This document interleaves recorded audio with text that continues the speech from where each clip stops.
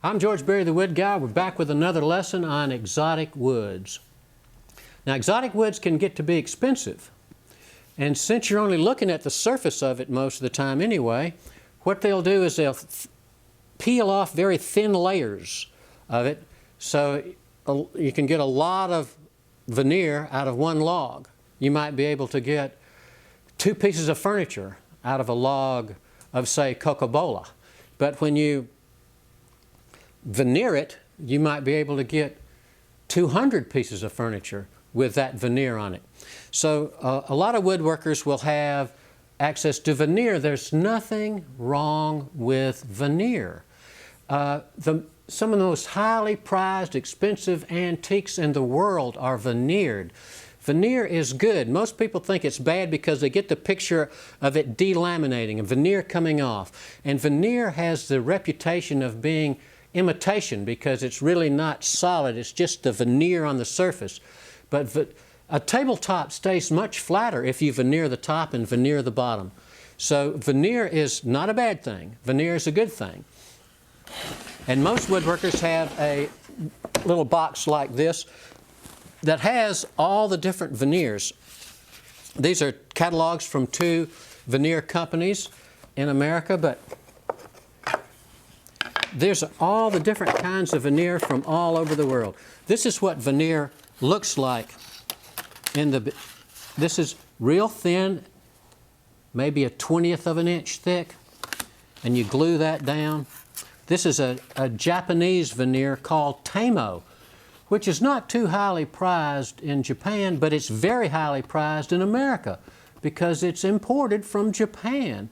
Just like bird's eye maple, a little pattern in the maple, and especially northern maple in America, which is fairly common to us, but in Japan it's highly prized and it's exotic wood. So all of these different veneers, here's a little bird's eye maple, have little flakes in it. Those little flakes they call bird's eyes. And so, but you can see, here's one called olive ash. You see how puckery that is? You have to really press that down flat in a veneer press to get it going good. That's olive ash again. This is Ceylonese lacewood, but there is no Ceylon anymore. I think it's Sri Lanka now. Here's the Australian lacewood, but you really don't get a good idea of it until you glue it down and put a finish on it. So I have these all finished. Here's that olive ash again.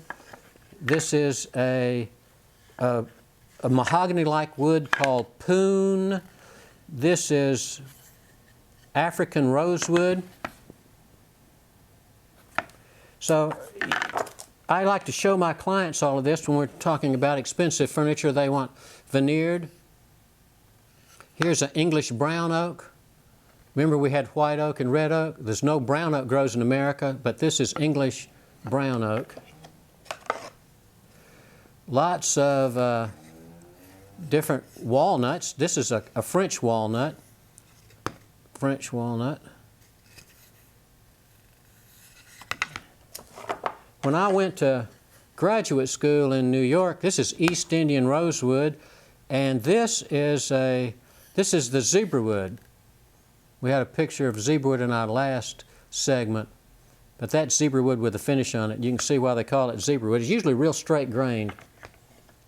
And so there's a lot of different imported woods. I mean, there must be hundreds of them. And here's a satinwood, used a lot in marquetry. Dealing with veneer is a whole trade in itself. You don't have to be a woodworker. Veneer guys they don't build furniture, they just veneer panels and veneer boxes. And they have to be woodworkers, but they spend a lot of time veneering and gluing this stuff down so it doesn't pucker and bubble. There's brown oak again, and you begin to see some of the medullary rays in that oak, close to being quarter sawn. When I went to graduate school, there's 30 students, 30 workbenches, 30 students, 30 pieces of furniture, different pieces of furniture being built at one time, so everybody's trying to outdo the other. And I had no experience with exotic woods, so I would walk around with a graduate student at the time, and I'd say, well, what wood is that? And he'd say, oh, that's East Indian rosewood. What is that? That's African tulip. And what wood is that? And he said, well, that's coca-cola. I said, coca-cola? And I thought he was pulling my leg, a wood called coca-cola. And I said, well, the next thing you're going to tell me is there's a wingy wachi-bachi. He says, no, but there is a wingy. So there's tons and tons of exotic woods. Remember, now when you're sanding this, some people are highly allergic to exotic woods. This is American birch, not even exotic.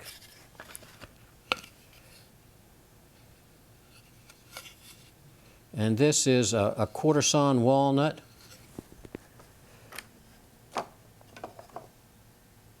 There's another French walnut.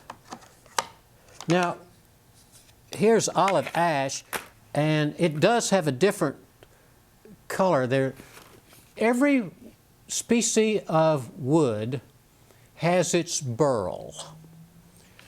Every rose has its thorn. Every species of wood has a burl. A burl is a growth on the side of a tree. It has been compared to cancer, although I never liked that analogy. But you've seen trees that had big growths on the side of them. Those are called burls. Those burls, the grain goes in swirls, and it goes in spheres. So when you cut through a burl, you get little swirly patterns called whorls. And because the grain goes in every direction, it's very strong. In the colonies, they would make kitchen utensils out of that burl on the side of a tree. So you would have oak burl, you'd have poplar burl, you'd have cherry burl, walnut burl. Every species has a burl. But maybe 1 out of 10,000 trees will have a burl large enough to do something with. And of course, a lot of people make bowls out of them. I know a woodworker who does nothing but finds these burls on trees, makes bowls out of them, and sells them in a gallery. And that's his whole thing. He doesn't join any wood together. He just makes bowls out of burls. He wrote a book called From the Tree to the Gallery. And his work is highly prized, sought after. He might charge $4,000, $5,000 a bowl. So here's that Japanese tamo again. See the figure in that? It is said to have a figure that resembles a peanut.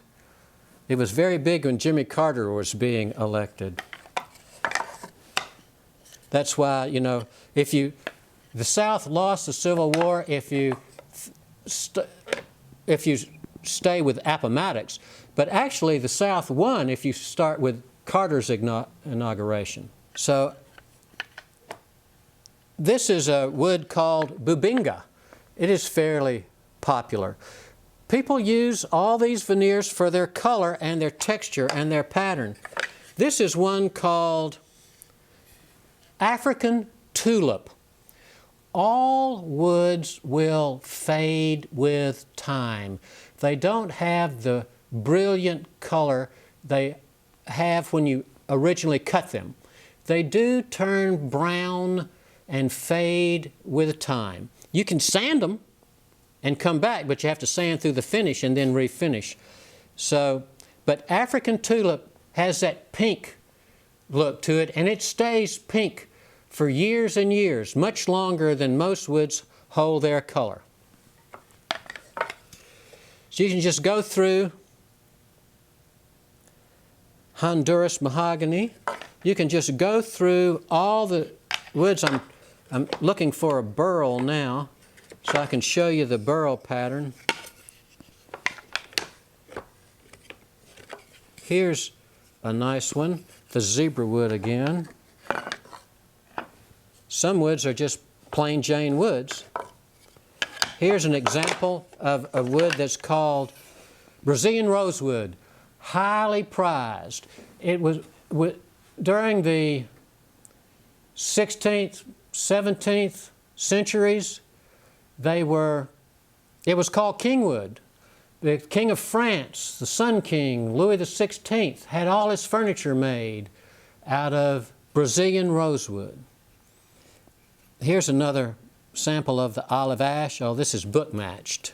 Exactly the same image on both sides. There's lots of ways to match veneer. You can match it by slip matching it. You can four-way book match it and you fold it open. It's symmetrical right down the middle. You can have two lines up and down. It's called a four-way butt where it's symmetrical around two axes. Here's the cocobolo I was talking about. Cocobolo is a rosewood, has that ginger smell, pretty expensive, but has a real nice grain pattern. All right, here's the burl we were talking about. This is walnut burl. Burls are a lot more expensive than normal walnut because they're very rare. So you see all the little circular pieces in there, the whorls, spelled with a W, whorls. Very prized. I love burl. This is a Canadian wood, Canadian aromatic cedar. Usually line chest with it so that the moths won't attack your clothing. Hope chests were usually lined with cedar, Canadian aromatic cedar. Here's the Purple Heart again. Here's a wood that, veneers go through fads just like, thin ties would. And here's a wood right here that's called Macassar ebony. Light and dark vertical stripes. It's very big now in the lobbies of skyscrapers. This is a man-made veneer that's made out of mahogany, dyed different colors, and pressed back together and then veneer. They look a lot alike. This is maybe 20% of the cost of the real Macassar ebony. Macassar ebony is very popular now. A lot of lobbies, especially downtown Atlanta, have Macassar ebony. New buildings have a lot of Macassar ebony. Elevators, Macassar ebony. No one has yet discovered that if you scratch it horizontally, it's almost impossible to fix, to do what we call a near invisible repair. So this is going to give me a lot of work in the future trying to fix this when somebody scratches it. Very big right now. And this is the man-made imitation of it. It's like 20% of the price, 1/5 the price. So they look very much alike. You can buy veneer just like this, thin pieces of paper, or you can buy veneer that's already pressed down to a piece of formica called a phenolic back. For intermediate woodworkers and amateurs, veneering something with phenolic back veneer is just as easy as putting down formica. This veneer came from a company called Craftwood. It has a backer sheet on it, so you can glue this straight down, and you can get a lot of booklets like this as a Craftwood selection. You can pick out any veneer we've talked about will come already backed with a fabric backer, a paper backer, a poly backer, which is a plastic backer, or a phenolic resin backer, which is a formica backer. So you can have a lot of fun using very expensive veneers over rather inexpensive wood and make something that would be striking or highly prized, will take people's breath away when they see it. So next time we'll cover the man-made boards. Like this is the man-made version of this. Next lesson will be about all of the engineered wood, the man-made boards.